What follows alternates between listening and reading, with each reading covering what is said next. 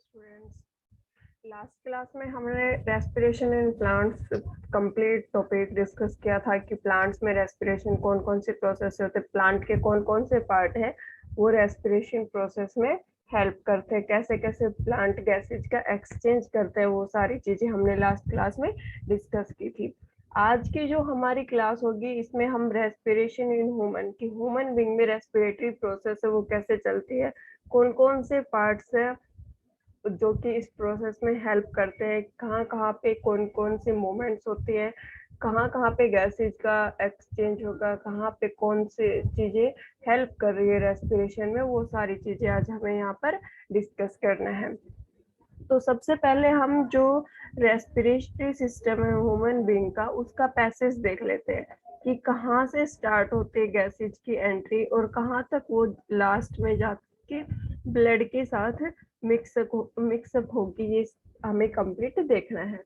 तो जो नोस्ट्रिल होते हैं, नोज के अंदर जो हमारा नोज है उसके एंड पे nostril present, pair of nostril present है, वहां से गैसेज की एंट्री स्टार्ट होती है, वहां से गैसेज है वो एंटर करती है नोस्ट्रिल से, फिर वो नेसल कैविटी के अंदर एंटर करती है, नोस्ट्रिल से नेसल कैविटी में पहुंच जाएंगी, देन नेसल कैविटी से फेरिंग्स के पास पहुंचती है, फेरिंग्स से फिर लैरिंग्स के पास में फेरिंग्स जो गैसेज है उसका सप्लाई कर देते हैं, लैरिंग से फिर वो आगे पास करी जाएंगी ट्रैकिया के पास, एंड जिसको हम विंड पाइप भी बोलते हैं, ट्रैकिया से फिर ब्रोंकियस के पास, ब्रोंकियस से ब्रोंक्यूल्स के पास, एंड देन एल्वेली। जो मेन गैसेज का एक्सचेंज है लंग्स के अंदर, मेन गैसेज का जो एक्सचेंज होता है ब्लड के साथ ऑक्सीजन बाइंड अप होगी और कार्बन डाइऑक्साइड है उसको बाहर एक्सहेल करेंगे, वो जो गैसेज का एक्सचेंज है वो कहाँ पे होता है, जो हमारी एल्वेओली होती है इसी के अंदर पूरा का पूरा फंक्शनिंग चलती है, पूरा मैकेनिज्म वहीं पे पूरी प्रोसेस होती है। एल्वेओली से ब्लड के अंदर ऑक्सीजन मिक्सअप हो जाती है और जो यहाँ पे CO2 प्रेजेंट है उसको हम एक्सहेल कर देते हैं, ब्लड से वापस से CO2 बाहर निकालेंगे, एल्वेओली के पास आएगा, एल्वेओली से ब्रोंकियस, ब्रोंकियस से ब्रोंक्यूल, ब्रोंक्यूल से bronchus, trachea, larynx, pharynx, then nasal cavity and through nostril will exhale the carbon dioxide. तो ये पूरा का पूरा पैसेज है जो कि हम फॉलो करते हैं रेस्पिरेशन प्रोसेस में। इस पूरे के पूरे प्रोसेस से जो हमारा गैसेज का एक्सचेंज है वो कंप्लीट होता है। तो एक बार हम डायग्राम का ओवरव्यू ले लेते हैं, फिर उसके बाद हम वन बाय वन हर एक पार्ट को डिस्कस करेंगे। तो जो हमारा नोज है, नोज के लोअर एंड के ऊपर नोस्ट्रिल प्रेजेंट है जहां से गैसेज की एंट्री होती है। जो हमारा नोज है इसके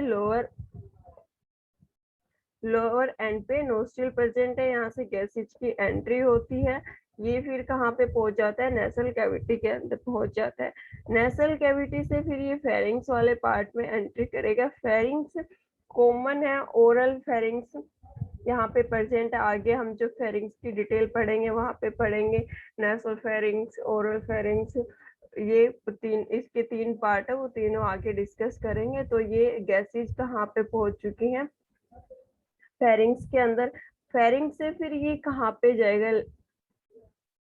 लैरिंग्स, देन ट्रैकिया, एंड देन फिर ट्रैकिया से ब्रोंकियस में, दोनों दोनों जो लंग्स होते हैं लेफ्ट एंड राइट लंग, उसके पास दोनों के पास क्या प्रेजेंट है, ब्रोंकियस प्रेजेंट है, और ब्रोंकियस से कहाँ पे जाएगी, ब्रोंके, और फिर ये जो छोटी छोटी एक ब्रांच लाइक जो स्ट्रक्चर दिख रही है बिल्कुल छोटी छोटी, ये क्या है, एल्वेओली है, यहाँ पे पूरी की पूरी जो गैसेज का एक्सचेंज है वो यहाँ पे होता है। नीचे डायफ्रागम है, इसके बारे में हम ब्रीथिंग वाले प्रोसेस में पढ़ चुके हैं कि कब इसका साइज बढ़ेगा कब इसका साइज घटेगा, वो चीज हम पढ़ चुके हैं। जब हम सांस लेते हैं उस टाइम पे जो हमारी चेस्ट है वो किस टाइप से फंक्शनिंग करेगी, सांस छोड़ेंगे तो कैसे करेगी, डायफ्रागम का क्या रोल है ब्रीथिंग में, वो सारी चीजें हम अपने फर्स्ट लेक्चर में डिस्कस कर चुके हैं।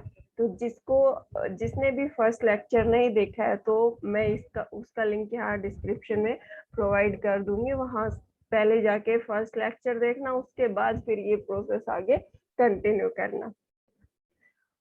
एक और बात, जो हमारा लैरिंग्स है उसको हम वॉइस बॉक्स भी बोलते हैं। जब हमारी साउंड प्रोड्यूस होती है तो यहाँ पे हल्की सी वाइब्रेशन भी होती है, और वो वाइब्रेशन इसी वजह से हो रही है कि साउंड प्रोड्यूस हो रही है वहां से। तो ये थोड़ा सा ओवरव्यू हो गया है जो हमारा रेस्पिरेटरी सिस्टम का प्राइमरी ऑर्गन है लंग, उसके बारे में, और उसका और बाकी जो ऑर्गन पार्टिसिपेट कर रहे हैं रेस्पिरेशन में उनके बारे में एक बेसिक इसका इंट्रो है। आगे हम वन बाय वन एक एक पार्ट आगे डिस्कस करेंगे। तो सबसे पहले देखते हैं फीचर्स क्या है रेस्पिरेटरी ऑर्गन की। जो रेस्पिरेटरी ऑर्गन है उसके फीचर्स क्या क्या है वो हमें यहाँ पे देखना है। तो जो लंग्स है उनका साइज, जो सरफेस है, वो उसके अंदर इतना स्पेस होता है कि वो ऑक्सीजन को फिलअप कर सके। लार्ज सरफेस और एरिया होता है, वो गैसेज को वहां पे फिलअप करने का पूरा अच्छे से प्रोसेस करते हैं। इसके साथ ही जो ट्रैकियल सिस्टम है उसके अंदर डायरेक्ट एयर एंटर करेगी। लाइक स्किन एंड लंग्स, जितने भी रेस्पिरेटरी ऑर्गन हैं से डायरेक्ट एंटर करेगी, और लंग से फिर क्या होगा, जो ब्लड है वो पूरे के पूरी बॉडी ऑर्गन्स में, देखो एल्वेली तक ऑक्सीजन पहुंच चुकी है, गैसेज पहुंच चुकी है, वहां पे गैसेज का एक्सचेंज होगा। हमारी बॉडी के लिए क्या चीज यूजफुल है, ऑक्सीजन यूजफुल है सिर्फ, बाकी जो गैसेज है वो यूजफुल नहीं है। हमारी बॉडी में भी कार्बन डाइऑक्साइड प्रोड्यूस होती है, वो भी हमारे किसी काम की नहीं है। जब हम ब्रीथ आउट करते हैं तो उसको भी हम बाहर एक्सहेल कर देते हैं। तो जब एल्वेली में गैसेज का एक्सचेंज होता है, जो हमारी ऑक्सीजन है वो बाइंड अप कर लेगी किसके साथ, ब्लड के साथ, ब्लड के साथ बाइंड अप कर लेगी, और फिर पूरी बॉडी में उसको सप्लाई कर दिया जाता है बाय द ब्लड। तो एक तो लार्ज सरफेस एरिया होता है जो हमारा रेस्पिरेटरी ऑर्गन है उसका, दूसरा वो ब्लड, जो गैसेज है उसका ब्लड के साथ बाइंडिंग करवा रहा है और फिर पूरी बॉडी में उसकी सप्लाई कर रहे हैं। फिर हम बात करते हैं रेस्पिरेटरी ट्रैक, जो हमने पैसेज पढ़ा था, नेसल कैविटी, फेरिंग्स, लैरिंग्स, ट्रैकिया, वो पूरे के पूरे हमें वन बाय वन देखने कि किसका क्या फंक्शन है। जैसे कि पहले पढ़ेंगे नेसल चैम्बर, तो नेसल चैम्बर का क्या फंक्शन है, कैसे काम करता है, वो चीज हमें यहाँ पर देखनी है। तो नेसल चैम्बर है, तो जो नोज, हमारा नोज होता है उसके एंडिंग पे पेयर ऑफ नोस्ट्रिल प्रेजेंट होते हैं। एक पेयर है, मतलब जो लोअर एंड है यहाँ पे पेयर ऑफ नोस्ट्रिल प्रेजेंट है, जिसके द्वारा गैसेज है वो एंटर करती है, और नेसल कैविटी के अंदर गैसेज की एंट्री होती है। The respiratory tract of human respiratory system begins from pair of external nostrils situated at the lower end of nose. जो रेस्पिरेटरी सिस्टम है उसका ट्रैक कहाँ से स्टार्ट होता है, जो हमारे नोज के एंडिंग पे नोस्ट्रिल प्रेजेंट है, वहां से गैस, जो एयर की एंट्री है वहां से स्टार्ट होती है। नाक से हम सांस लेना स्टार्ट करते हैं, तो है नहीं कि स्किन से ले रहे हैं या फिर कोई और ऑर्गन हमारा काम कर रहे हैं एयर को एंटर करवाने में, तो कहाँ से करें, नोज से। तो नोज के लोअर एंड पे क्या प्रेजेंट है, नोस्ट्रिल प्रेजेंट, और वहां से एयर एंटर करती है, और फिर वो कहाँ पे पहुंच जाते हैं, नेसल कैविटी। जो हमारी नेसल कैविटी है इसको सेपरेट किया गया है नेसल सेप्टम से। जो नेसल कैविटी है उसको सेपरेट किया गया नेसल सेप्टम से।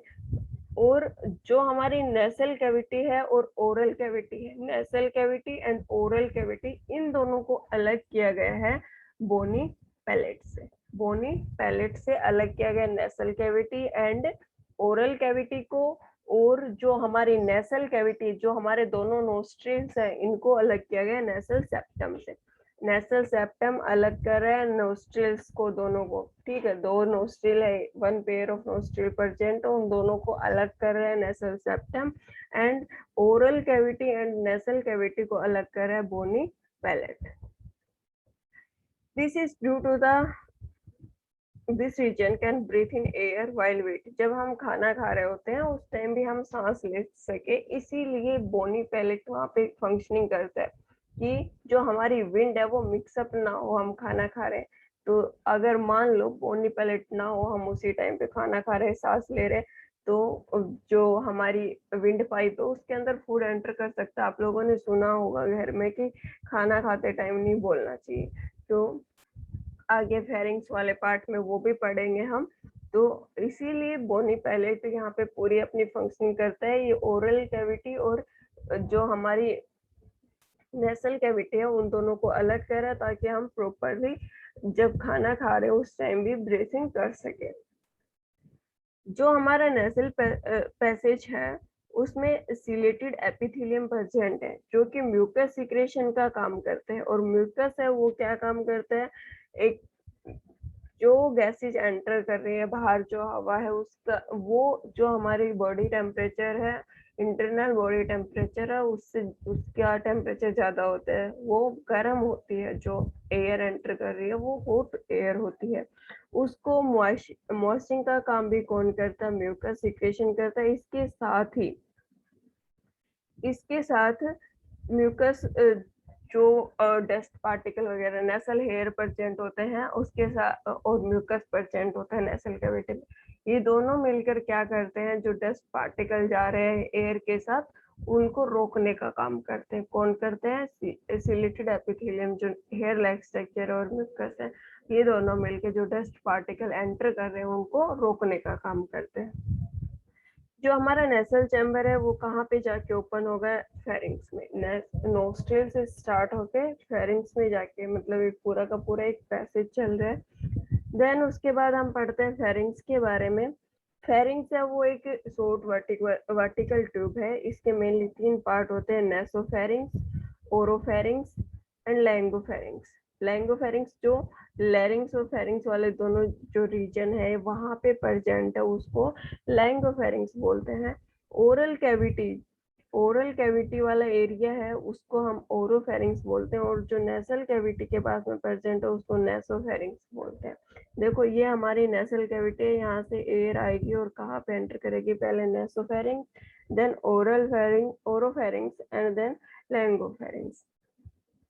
तो जो फेरिंग्स है वो एक शॉर्ट वर्टिकल ट्यूब है, और फेरिंग जो गैसेज है वो कहाँ पे पहुंच चुकी, फेरिंग्स के पास पहुंच चुकी। फेरिंग्स आगे पास करेगा किसके पास, ट्रैकिया, जिस विंड पाइप जो हमारी होती है उसके पास करेगा। साथ में यहाँ पे एक ओपनिंग होती है, एक सिल्क लाइक अपर्चर है यहाँ पे, जिसको हम ग्लोटिस बोलते हैं।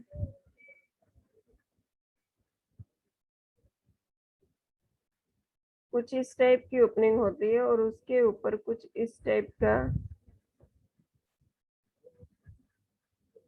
कवरिंग होती है।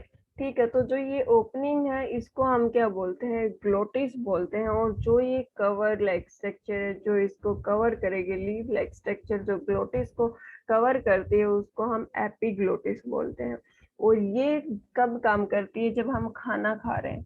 जब हम खाना खा रहे हैं उस टाइम पे ग्लोटिस का मेन रोल होता है कि कब उसको जो एपिग्लोटिस है कब उसको ग्लोटिस की ओपनिंग को क्लोज करना है, कब ओपन करना है, वो ही यहाँ पे पूरा का पूरा शो करते हैं।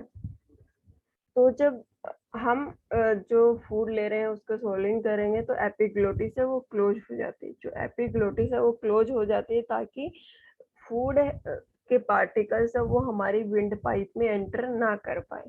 एपिग्लोटिस का काम यही है कि भाई जो हम फूड ले रहे हैं वो फूड पार्टिकल्स गलती से एयर के साथ हमारे जो विंड पाइप है उसमें एंटर ना कर जाए फूड। हमें पता है कि आगे की साइड हमारी विंड पाइप प्रेजेंट होती है और पीछे की साइड में क्या प्रेजेंट है, फूड पाइप प्रेजेंट होती है। और फेरिंग्स दोनों का रीजन है, देखो ओरल ओरोफेरिंग्स है, ये दोनों का रीजन है। यहाँ पे फूड भी आएगा, यहाँ पे विंड भी आएगी।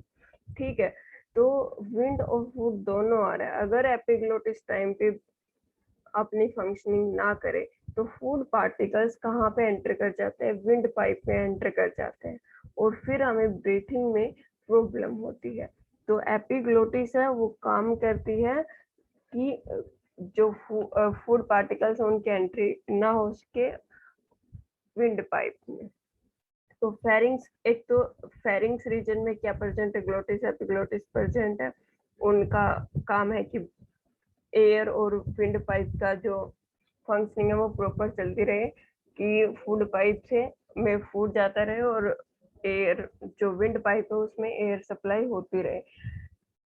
साथ में ये क्या कर रहे हैं, जो एयर है उसको आगे हमारे जो विंड पाइप है ट्रैकियल रीजन है उसके पास कर रहे हैं। The pharynx provide passage into trachea and windpipe through a slit-like aperture called the glottis. जो pharynx है वो air को आगे pass कर रहा through the glottis. Glottis always remain open as except during swelling. हमेशा open रहती है जो glottis है वो एक ही बार छोड़ के जब हम फूड स्वेलअप कर रहे हैं उस टाइम पे।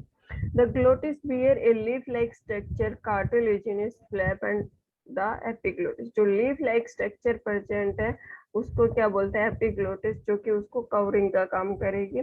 During the swelling, the epiglottis close the glottis to glottis check the entry of food into it. Epiglottis बंद हो जाती है जब फूड जो हमारी फूड पाइप है उधर एंटर कर रहा है उस टाइम पे, और ग्लोटिस के अंदर एंट्री ना कर सके। ये चीज किसका काम है, एपिग्लोटिस का।